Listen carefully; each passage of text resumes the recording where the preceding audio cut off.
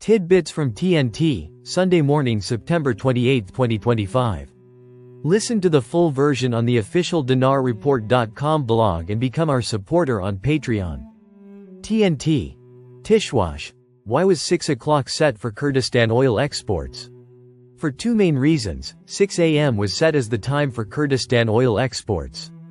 After more than 2.5 years of suspension, at 6:50 a.m. on Saturday, September 27, 2025, the export of Kurdistan Regional Government (KRG) crude oil from the Peshawar oil field to the Turkish world port resumed. Kiwan Hassan, a technology consultant, told Kurdistan 24 on Saturday, September 27, 2025, that 6 a.m. is the standard time to start selling and trading international oil. This is due to two main factors related to the integration of global markets and electronic systems. 1. Official time of global markets. According to Kiwan Hassan, the oil market, especially for futures and contracts on exchanges such as NYMEX and ICE, have a common timing system for all transactions. These transactions often start at a certain time, which is set at 6 a.m. New York, London time to ensure consistency and balance in the market. This integration helps markets work smoothly around the world. 2. Harmonization of electronic systems and banks. The technology consultant added that as oil transactions are conducted electronically and systematically, there is a need for a consistent timeline for global companies. At that point, computerized systems and banks begin executing sell and buy orders simultaneously, guaranteeing that all parties operate on the same timing level and that the overall market impact is evenly distributed to all. This system integration is important to reduce complexity and ensure speed and accuracy in large oil transactions. Tishwash. State Department. We helped to reach an agreement between Erbil and Baghdad. The U.S. State Department has confirmed that it has supported an agreement between Erbil and Baghdad to resume Kurdistan oil exports. On Saturday, September 27, 2025, U.S. State Department spokesman Tammy Bruce said in a statement that the U.S. participated in the agreement between Erbil and Baghdad that led to the resumption of oil exports to Turkey. We are in constant contact with the Iraqi government and are committed to all our partners across the country, and are working to build a sovereign, stable and developed state, he said. In engaging with the Iraqi government, we support those who share our risks and priorities, Bruce said.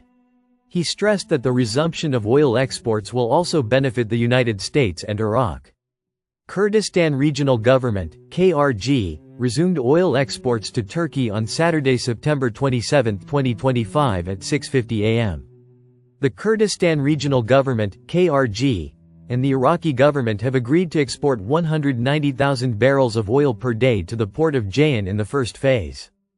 Tishwash. Prime Minister. The government has achieved significant accomplishments in less than 3 years. Prime Minister Mohammed Shia al-Sudani affirmed, on Saturday, that the government has been able to achieve great accomplishments in less than 3 years.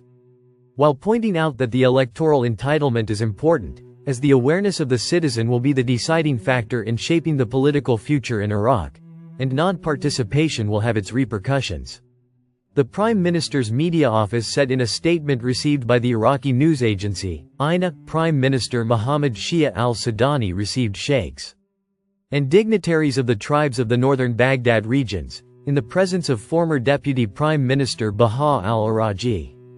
Al-Sudani stressed, according to the statement, that the country has overcome difficult stages that were ravaging our societies, our children and our cities, and the killing, destruction and incitement of sedition that accompanied them, indicating that the awareness and stand of the Iraqi people thwarted the plans of sedition, and Iraq today enjoys security and stability achieved through great sacrifices. Al-Sudani explained that the government has been able to achieve great accomplishments in less than 3 years, despite the unnatural circumstances and events that the region has experienced. It dealt with them wisely and responsibly, and prioritized the interests of Iraq and its people. The country is today on the right track and we have a clear vision for management and facing challenges.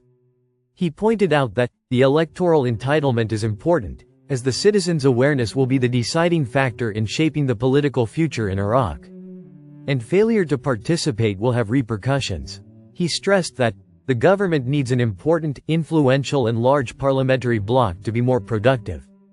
Al-Sudani stressed that Baghdad, with its cities, districts and sub-districts, has suffered greatly from terrorism that has disrupted the work of institutions and local governments from performing their duties, indicating there was poor planning, mismanagement and corruption despite the allocation of large funds in various budgets.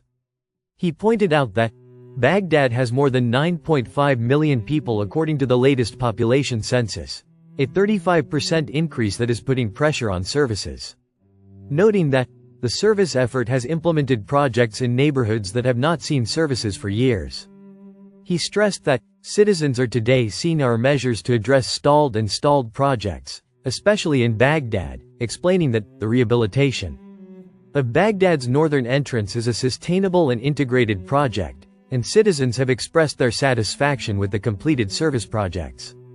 Al-Sudani concluded by saying, "We are working to improve the economic and financial situation of Iraq. And we have put in place plans for reform, investment in human and natural resources, and diversification of economic sources." Listen to the full version on the official dinarreport.com blog and become our supporter on Patreon. Source: dinarrecaps.com